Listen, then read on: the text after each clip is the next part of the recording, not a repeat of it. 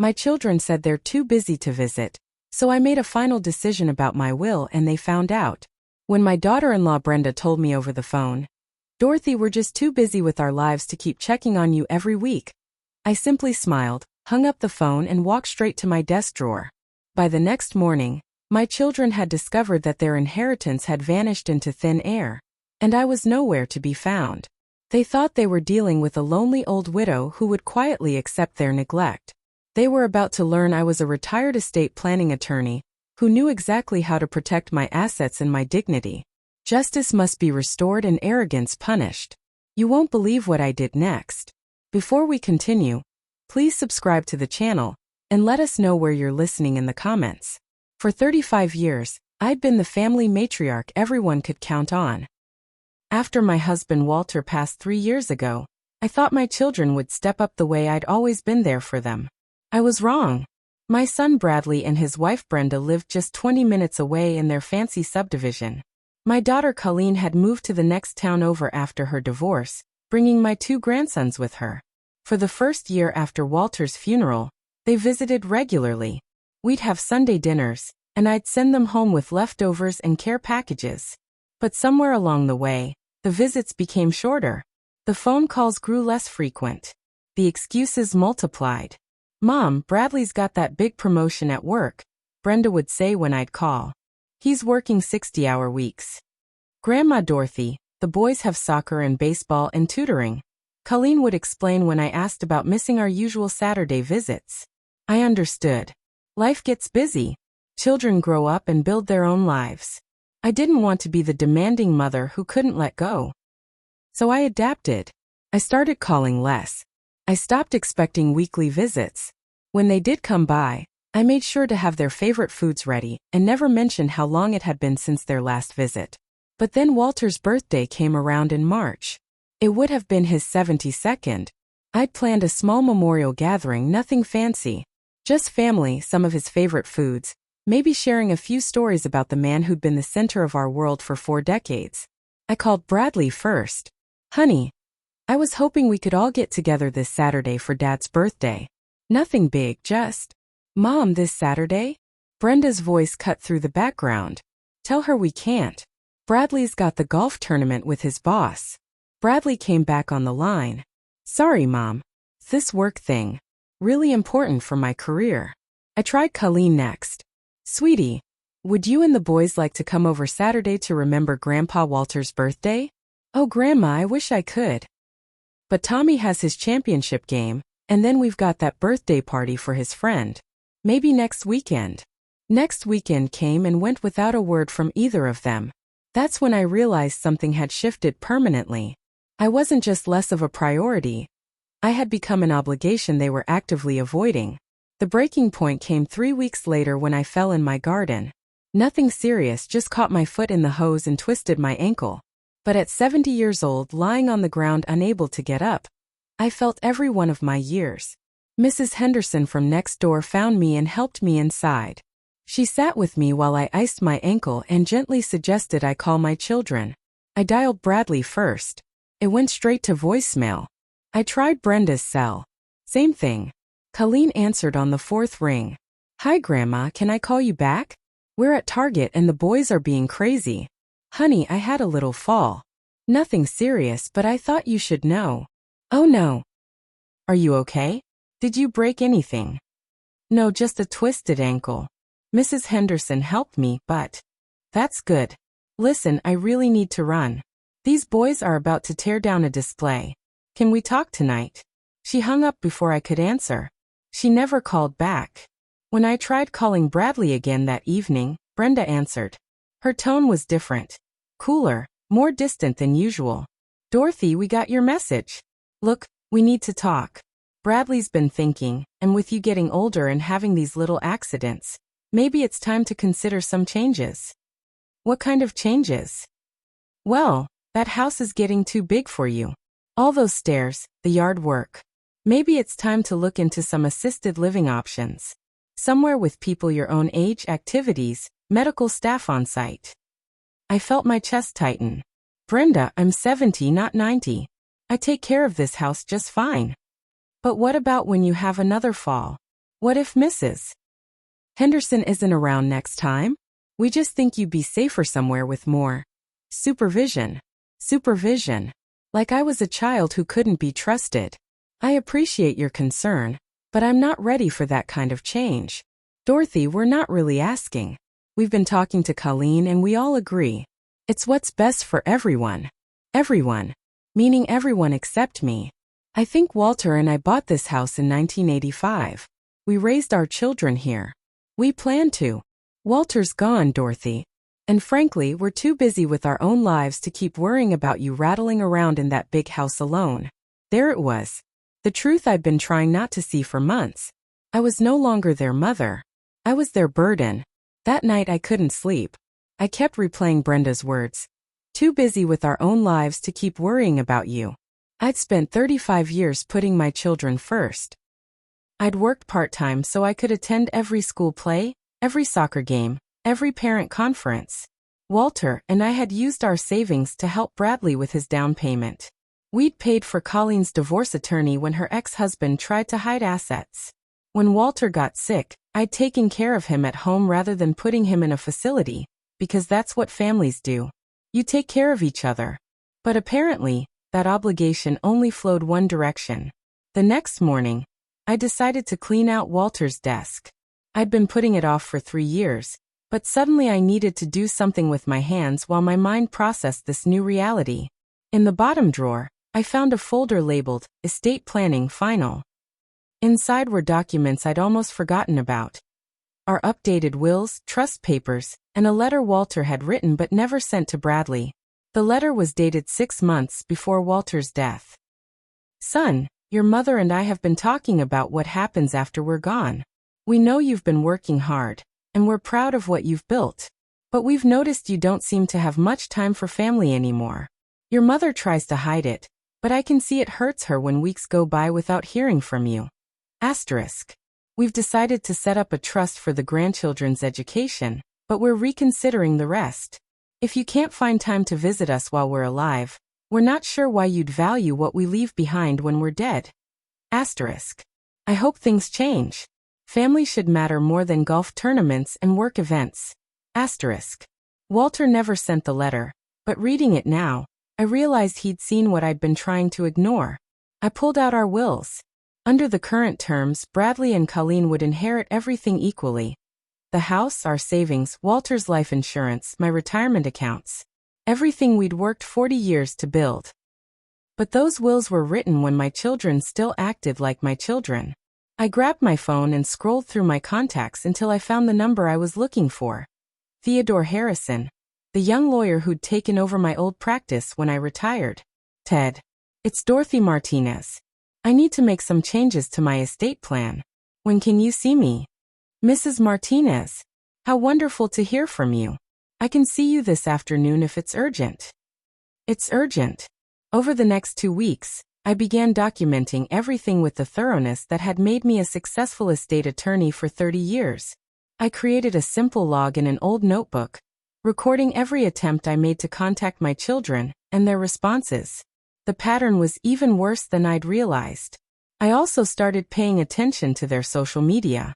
Bradley and Brenda regularly posted photos from restaurants, weekend trips, and social events. Just last weekend, they'd gone to a wine tasting with friends. The same weekend Colleen had claimed they were too busy to visit. Colleen's Facebook showed a similar pattern. Lots of activities, lots of social events, but somehow never any time for her mother. But the real revelation came when I was sorting through old financial records. Over the past 5 years, I'd given Bradley and Brenda $12,000 for emergency home repairs. I'd paid for Colleen's car repairs 3 different times. I'd covered the boys' summer camp fees when Colleen said money was tight. I added it up. $28,000 in the past 5 years. $28,000 to children who were now too busy to check on me once a week. I also discovered something else while reviewing my bank statements. Every month, I'd been automatically transferring $500 to a savings account I'd set up for my grandchildren's college funds. Even after Walter's death, even with my fixed income, I'd continued putting money aside for their futures. Neither Bradley nor Colleen had ever asked about it, never shown any interest in their children's educational planning. They just assumed Grandma would take care of it the way Grandma always took care of everything. I made copies of every financial record, every log entry, every social media post that showed them too busy for family but never too busy for fun. Then I called Ted Harrison again. Ted, I need you to prepare 3 new documents. First, a revised will. Second, a trust modification. Third, a letter to be delivered with the new will. Of course, Mrs. Martinez. What changes did you have in mind? I took a deep breath. I want to revoke all inheritance rights for Bradley and Colleen. Everything goes to charity, with the exception of the educational funds already set aside for the grandchildren. Ted was quiet for a moment. Mrs. Martinez, that's a significant change. Are you sure? I've never been more sure of anything. But I want it done properly, with no possibility of legal challenge. I can certainly draft that for you. Do you want to include an explanation? Yes. A detailed explanation. The beauty of being a retired estate attorney is that you know exactly how these things work. You understand the law, you understand human nature, and you understand how to protect your decisions from challenge. I spent the weekend crafting my strategy. First, the legal elements. The new will would be ironclad. I'd include a detailed explanation of my mental competency, witnessed by my doctor. I'd document the pattern of neglect and the clear evidence of my children's priorities. Any lawyer would see immediately that this wasn't the rash decision of a confused elderly woman. This was the deliberate choice of someone who understood exactly what she was doing and why. Second, the financial elements. I've been smart about money my entire life. The house was worth about $400,000. My retirement accounts, savings, and Walter's life insurance brought the total estate to roughly $700,000. Not millions, but a substantial inheritance by any measure. Under the new will, it would all go to 3 charities. The local food bank where Walter and I had volunteered for years, the animal shelter where we'd adopted our dogs, and the scholarship fund at the community college where I'd taught paralegal courses after retiring from my practice. The only exception would be the educational funds I'd already set aside for the grandchildren, about $30,000 total. They'd still get that money, but only for college expenses, managed by a trustee who would ensure the funds were used properly. Third, the timing. I wouldn't tell them about the changes immediately. I wanted to see if anything changed, if they'd show any genuine concern for their mother rather than just worry about managing their burden. But what they didn't know was that I'd been keeping careful records of every interaction, every slight, every time they were too busy for their mother but never too busy for their own entertainment. I decided to wait 1 month, 30 days to see if either of them would make a genuine effort to be part of my life.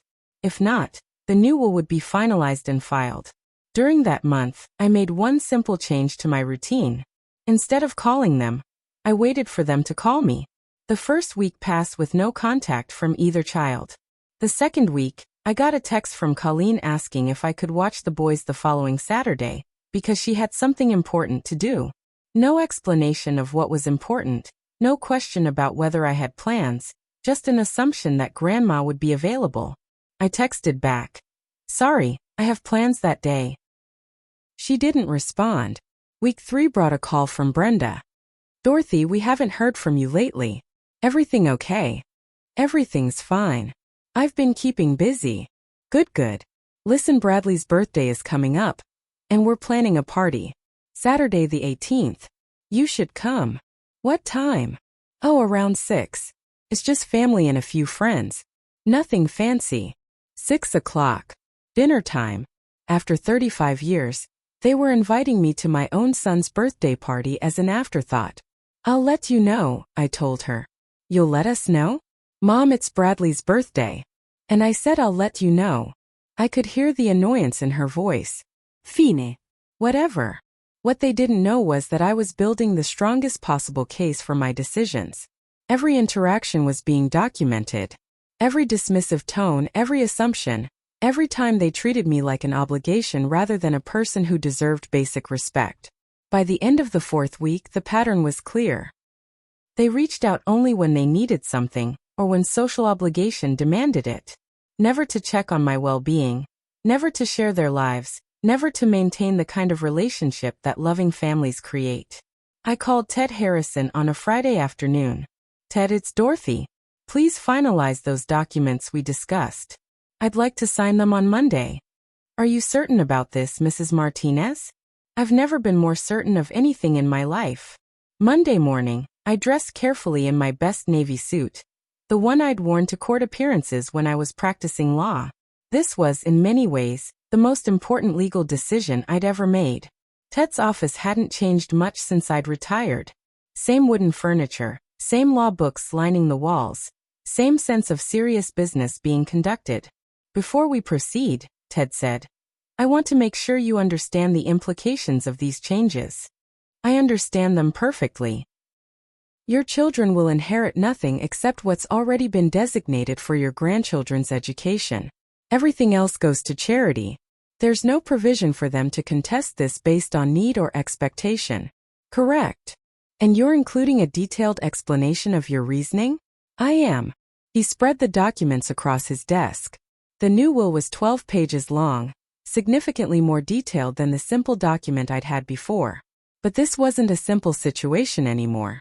The letter to be included with the will was shorter but more powerful.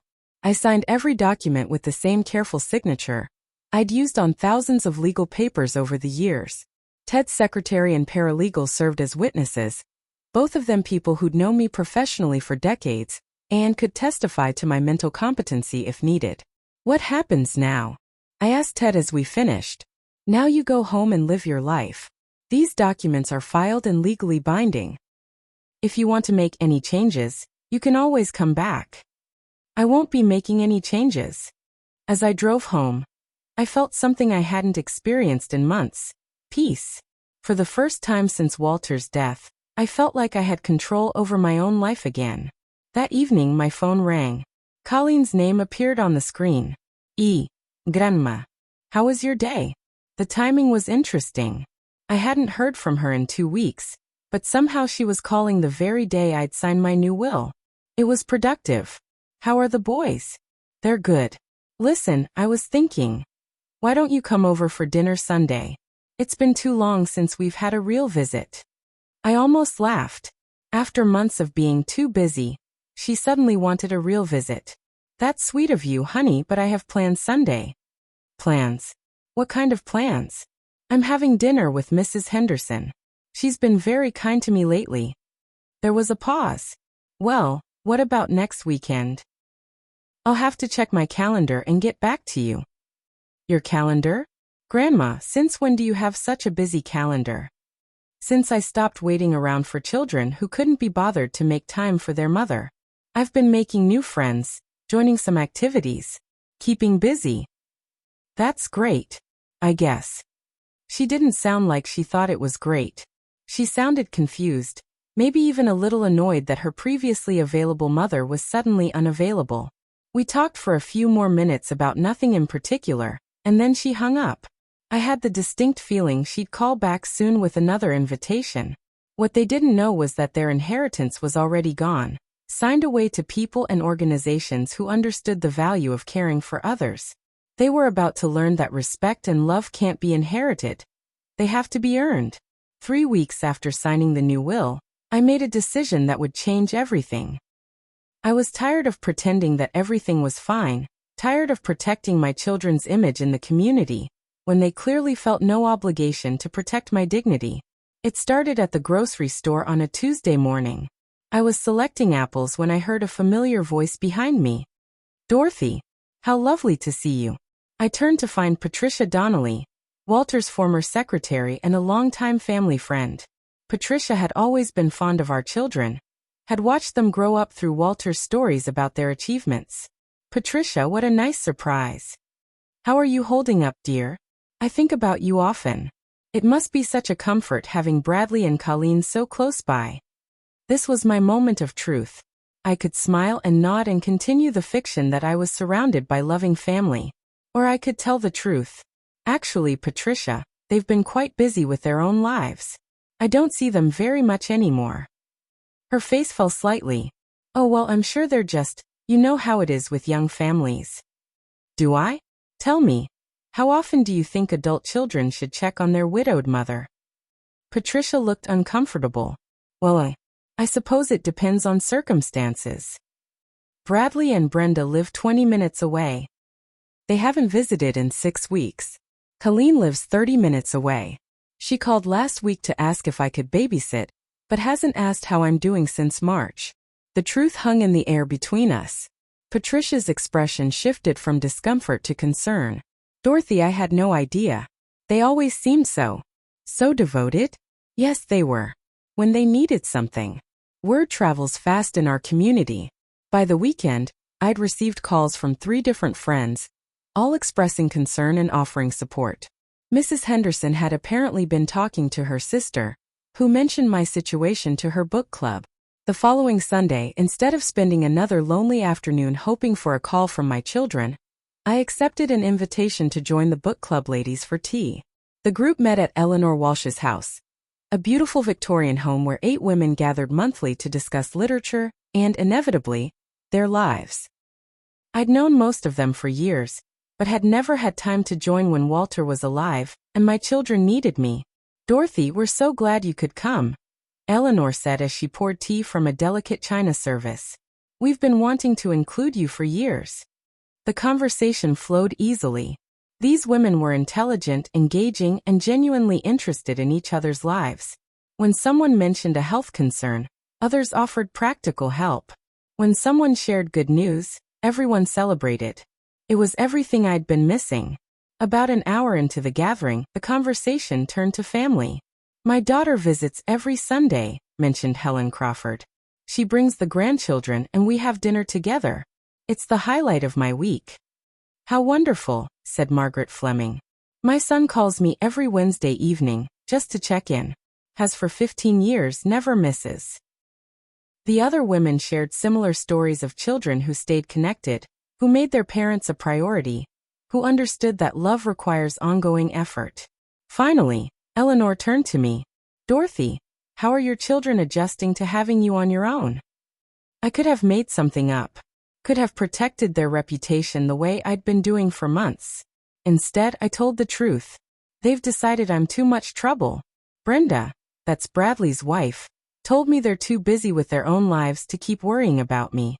They want me to sell the house and move to assisted living, so I won't be their responsibility anymore.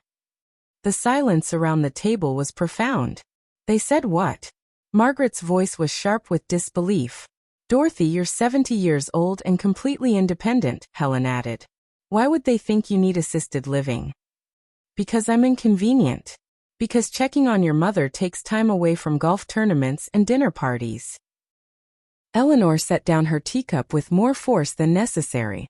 I've known your family for 20 years. You and Walter sacrificed everything for those children. That's what parents do. But I thought love went both ways. The conversation that followed was enlightening. These women shared stories of neighbors, friends, and acquaintances who'd found themselves in similar situations. Adult children who took and took until there was nothing left to take, then disappeared until the funeral. But they also shared stories of consequences.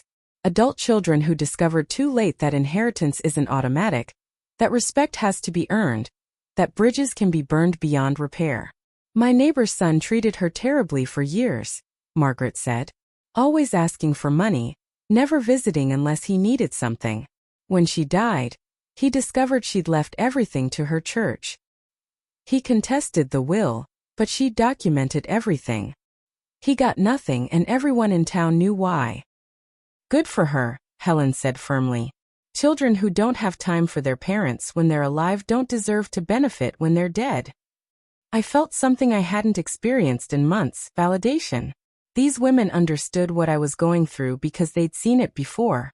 More importantly, they supported the idea that actions have consequences, even for adult children who think they're entitled to their parents' love and money regardless of how they behave. When I left Eleanor's house that afternoon, I had plans to attend next month's book club, invitations to join their Tuesday morning walks, and phone numbers of women who genuinely cared about my well-being. I also had something else. Witnesses to my children's neglect and my own sound state of mind. If they ever tried to challenge my will, these women could testify that I was clear thinking, socially engaged and sadly justified in my decisions. By May, the contrast between my old life and my new one had become stark. My calendar, which had been empty for months while I waited for calls from my children, was now full of activities with people who actually enjoyed my company. I joined the book club permanently and rarely missed their Tuesday morning walks around the park. Mrs. Henderson and I had become genuine friends, often sharing evening tea and conversation on her back porch. I'd even started volunteering at the food bank on Thursday mornings, working alongside other retirees who understood the value of staying active and engaged. My children, meanwhile, seemed oblivious to my transformation. They still called occasionally when they needed something. Bradley had asked me to pet sit their dog while they went on a weekend trip to the coast, and Colleen had wondered if I could contribute to the boys' soccer league fundraiser. But they never asked about my activities, never showed interest in my new friendships, never seemed to notice that their mother had built a full life that didn't revolve around waiting for their attention. The breaking point came on a Thursday morning in mid-May. I was at the food bank helping sort donations when my phone rang. Brenda's name appeared on the screen. "Dorothy, thank goodness I reached you. We have an emergency." I stepped outside to take the call. "What kind of emergency?" "Bradley's sick with some kind of stomach bug, and I have to work late tonight. Could you come over and help with dinner and maybe stay until I get home? I know it's short notice, but you're the only one who's available." "The only one who's available? Not we'd love your help. Or would you mind helping us out?" I was simply the only option they could think of when they needed something. "I'm sorry, Brenda, but I'm volunteering today. I won't be finished until 3, and then I have dinner plans." "Dinner plans? With who?" "Friends from my book club." "Your book club? Since when do you have a book club?" "Since you stopped making time for me, and I started making time for people who actually appreciate my company. I've been keeping busy. Maybe this weekend." "Dorothy, this is today. Bradley is really sick, and I can't leave work early. Surely your book club friends would understand that family comes first." "Family comes first." From someone who told me they were too busy with their own lives to keep worrying about me. "I'm sorry, but I can't help you today. You'll need to find another solution." The silence on the other end was telling. Dorothy, I don't understand. You've never said no when we needed help. And you've never said yes when I needed company. People change, Brenda." I hung up before she could respond. That evening, as I enjoyed dinner with Eleanor and 2 other book club ladies at a lovely restaurant downtown, my phone buzzed with several texts from both Bradley and Colleen. Apparently, Brenda had shared our conversation, and they were confused by their suddenly unavailable mother. I ignored the texts and enjoyed my evening. The next morning, Bradley called. "Mom, what's going on? Brenda said you refused to help yesterday." "I had previous commitments." "Previous commitments? Mom, I was sick." "You're 38 years old, Bradley. I'm sure you managed." "That's not the point. Family helps family." "I agree completely. When was the last time you helped me?" Another telling silence. "We help you all the time. We worry about you, we call. You call when you need something. You worry about managing me, not caring for me. There's a difference." "Mom, I don't know what's gotten into you, but this attitude isn't like you. This attitude is exactly like me. It's just the first time you've bothered to pay attention." That weekend, something unprecedented happened. Both of my children showed up at my house unannounced, clearly planning some kind of intervention. I was in my garden when they arrived, wearing my old jeans and a sun hat, hands dirty from planting the tomatoes I'd bought at the farmer's market. "Mom, we need to talk," Bradley said without preamble. "Good morning to you two. How nice of you to visit. Don't be sarcastic. We're worried about you." I stood up and brushed the dirt from my hands. "Worried about what, exactly?" "Your behavior lately," Colleen said. "You're not acting like yourself." "How am I not acting like myself?" "You're unavailable all the time," Bradley said. "You have all these new friends and activities. You're different." I looked at my children, these adults I'd raised, supported, and loved unconditionally for decades, and realized they were upset because their reliable, always available mother had developed her own life. "I'm not different. I'm just not waiting around for you anymore." "What's that supposed to mean?" Colleen asked. It means I've stopped organizing my life around the possibility that you might call or visit. I've made friends who actually want to spend time with me. I've found activities that bring me joy. I've built a life that doesn't depend on your approval or attention. Bradley's face was flushed. Mom, that's not fair. We've been busy, but what? But I should remain isolated and lonely until you have time for me? But I should be grateful for whatever scraps of attention you throw my way. That's not what we meant, Colleen said, though her voice was uncertain. Then what did you mean when you said you were too busy with your own lives to keep worrying about me? What did you mean when you suggested I needed supervision? What did you mean when you went 6 weeks without visiting and 2 weeks without calling? They exchanged glances, clearly unprepared for their mother to have documented their neglect so precisely.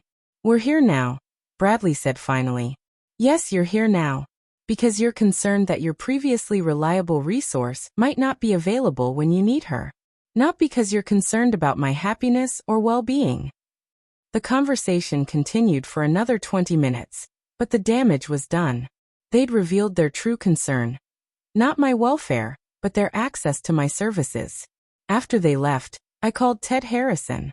Ted, I want to add a codicil to my will. Nothing major, just a clarification about my mental state and reasoning at the time these decisions were made. Of course, Mrs. Martinez. What would you like to add? I want it noted that these decisions were made over a period of months, with full awareness of the consequences, and after careful consideration of my children's behavior and priorities. I want it clear that this wasn't a rash decision or the result of any single incident. I can certainly add that language. Any particular reason for the clarification? Let's just say I want to be thorough. What they didn't know was that their inheritance had been gone for months, legally and irrevocably transferred to organizations that understood the value of caring for others. They were about to discover that respect and responsibility work both ways, and that some bridges, once burned, can never be rebuilt. August brought an unexpected crisis that would force everything into the open. I'd been feeling more energetic and social than I had in years. My new routine of regular exercise, meaningful volunteer work, and genuine friendships had transformed not just my schedule, but my entire outlook on life. I was happier at 70 than I'd been in the 3 years since Walter's death. But apparently, my children had been watching my transformation with growing concern. Not for my well-being, but for their own interests. The confrontation came on a Tuesday afternoon when I returned from my volunteer shift at the food bank, to find both Bradley and Colleen sitting in my living room. How did you get in here? Colleen still has her key from when we helped clean out Dad's stuff, Bradley said. We need to talk. Breaking into someone's house isn't talking. It's trespassing. Mom, don't be dramatic. We're your children. I remained standing, my purse still in my hand, making it clear this wasn't a social visit I was prepared to enjoy. What do you want? We want to understand what's happening to you, Colleen said. Mrs. Henderson told her sister that you've been saying things about us. Inappropriate things. Inappropriate things. Like the truth. I've been honest about our relationship. If that seems inappropriate to you, perhaps you should examine the relationship. Mom, you've been telling people we don't care about you, Bradley said. That's not true and it's embarrassing. What part isn't true? We do care about you. We've always cared about you. Caring and showing care are different things. When was the last time you called just to see how I was doing? They looked at each other, clearly trying to remember. We called last month, Colleen said finally. You called to ask if I could babysit. That's not the same thing. Mom, we're busy people with complicated lives, Bradley said. We can't be here every day holding your hand. I never asked you to be here every day. I asked you to be here sometimes. To call occasionally. To treat me like your mother instead of your burden. We don't treat you like a burden. Brenda literally told me you were too busy with your own lives to keep worrying about me. She suggested I needed supervision. You haven't visited in 2 months, haven't called in 3 weeks. And you're only here now because you're embarrassed by what people are saying. The silence stretched uncomfortably. Look, Bradley said finally. Maybe we haven't been as attentive as we should have been. But that doesn't mean we don't love you. Love isn't a feeling, Bradley. It's a choice you make every day. It's showing up, calling, making time, demonstrating that someone matters to you. We can do better, Colleen said quietly. Can you? Or will you do better for a few weeks until you're sure I'm not embarrassing you anymore? Then go back to ignoring me. That's not fair. Fair? Was it fair when I spent 35 years putting your needs first, only to be told I was too much trouble when I needed you most? Was it fair when you missed your father's birthday memorial because of a golf tournament? Was it fair when you suggested I needed assisted living because I was inconvenient? Bradley's face was red. We were trying to help. We thought. You thought it would be easier to warehouse me somewhere so you wouldn't have to feel guilty about ignoring me. That's not true. Then prove it. Tell me you're genuinely concerned about my happiness, not just your inheritance. The word hung in the air like a bomb. Our inheritance. Colleen's voice was barely a whisper. Did you think I hadn't noticed that your concern about my well-being increased dramatically after I started building an independent life? Did you think I didn't realize that your visits always coincided with your needs, never with mine? Mom, that's not. We don't think about your money. Don't you? Then you won't mind that I've made some changes to my estate planning. The room went completely still. What kind of changes? Bradley's voice was carefully controlled. The kind that reflect my children's actual priorities. What does that mean? I set my purse down and faced them directly. These were the children I'd raised, the adults I'd sacrificed for, the people who should have loved me enough to make time for me in my grief and loneliness. It means that people who are too busy to care for their mother while she's alive don't deserve to inherit from her when she's dead. Colleen went pale. Mom, you can't be serious. I'm completely serious. I've revised my will. Everything goes to charity, except for the educational funds I'd already set aside for the grandchildren. You can't do that. Bradley was on his feet, his voice rising. That money is ours. You can't just give it away. That money is mine. And I can absolutely give it away. I'm a retired estate attorney, Bradley. I know exactly what I can and can't do. This is insane.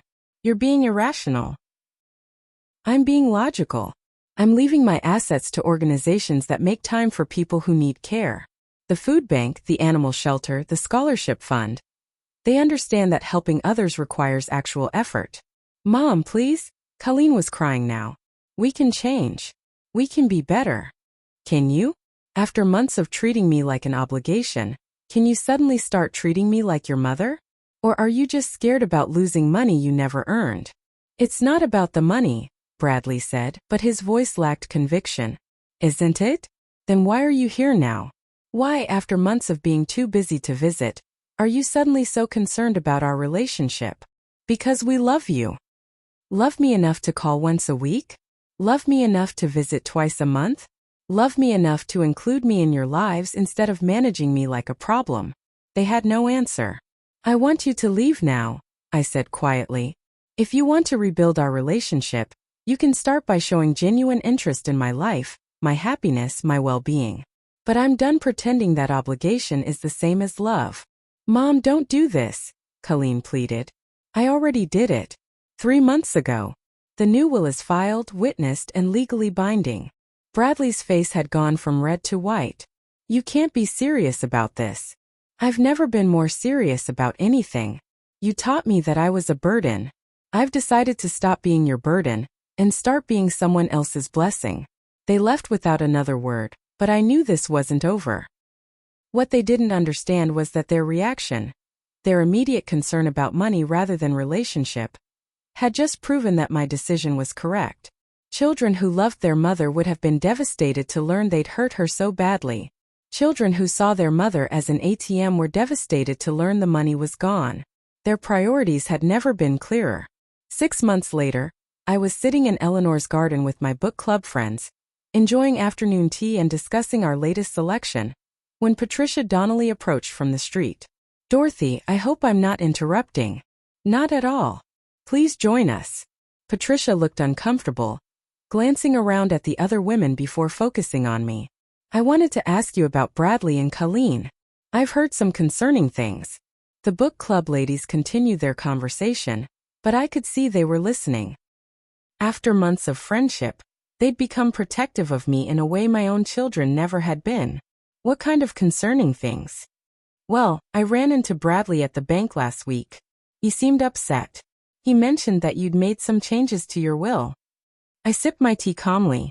I have. Is that what's concerning you? He seemed to think you might not be thinking clearly.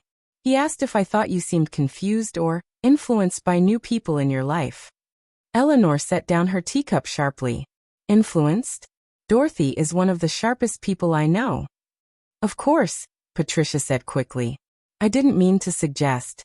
I just wondered if everything was all right with your family. My family is exactly what it's always been, I said. The difference is that I stopped pretending otherwise. I don't understand. Margaret Fleming leaned forward. Patricia, do you call your mother regularly? Of course. Every Sunday. Do you visit?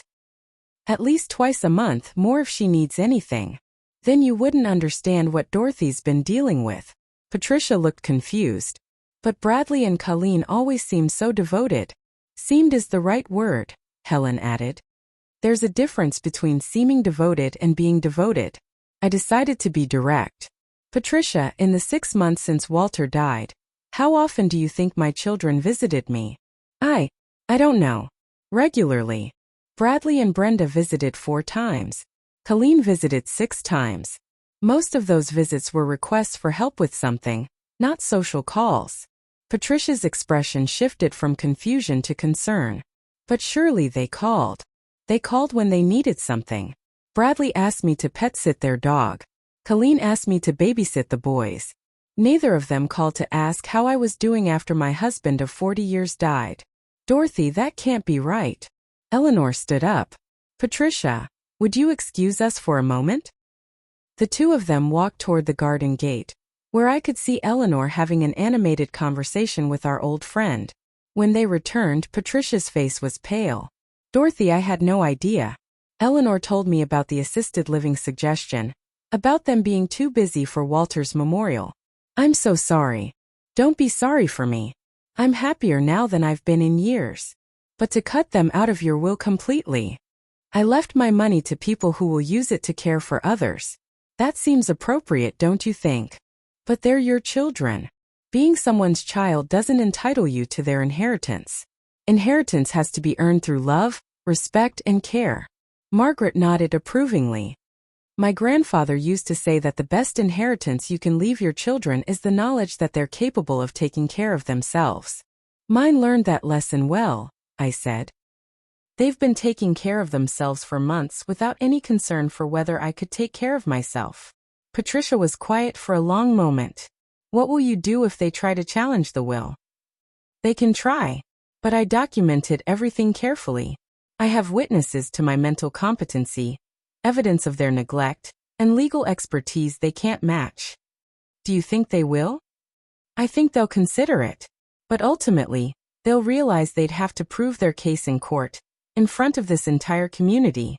They'd have to explain why they think they deserve to inherit from a mother they couldn't be bothered to visit or call. Eleanor smiled. That should be an interesting conversation. 3 weeks later, I received a certified letter from a law firm I didn't recognize. Bradley and Colleen were contesting the will, claiming I was mentally incompetent and unduly influenced by new acquaintances with unknown motivations. I called Ted Harrison immediately. They're claiming undue influence? Who supposedly influenced you? According to this, my book club friends convinced me to change my will out of spite. Ted laughed, actually laughed. Mrs. Martinez, you changed your will 3 months before you joined that book club. And you documented your children's behavior for weeks before making any legal decisions. I know. I also have witnesses to every conversation, documentation of every slight, and evidence of my mental competency from multiple sources. Do you want to fight this? I want to end it. Can you arrange a meeting with their attorney? The meeting took place the following week in Ted's conference room.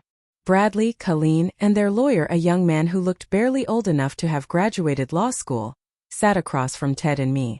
Before we begin, Ted said, I want to establish some facts. Mrs. Martinez is a retired estate attorney with 30 years of experience. She understands the law better than most practicing attorneys. She made these decisions over a period of months, with careful documentation and multiple witnesses. Our clients believe their mother was manipulated by people seeking to benefit from her estate, their lawyer said. Which people? The book club members, the neighbor, people at the food bank. Ted opened a folder. None of those people are beneficiaries of the will. The money goes to established charities. Mrs. Martinez receives no personal benefit from her relationships with these people. I leaned forward. May I ask my children a question? Their lawyer nodded reluctantly. Bradley, Colleen. When was the last time either of you called me just to see how I was doing? Not to ask for help, not to make arrangements, just to check on your mother's well-being. They exchanged glances but said nothing. When was the last time you visited me for a social call? Not because you needed something, not because you felt obligated, but because you wanted to spend time with me. More silence. Can you tell me one thing you've learned about my life in the past 6 months? One new friend I've made, one activity I've started. One thing that's brought me joy since your father died. The silence stretched uncomfortably. Your Honor, I said to their lawyer. My children are claiming they love me and deserve to inherit my life's work.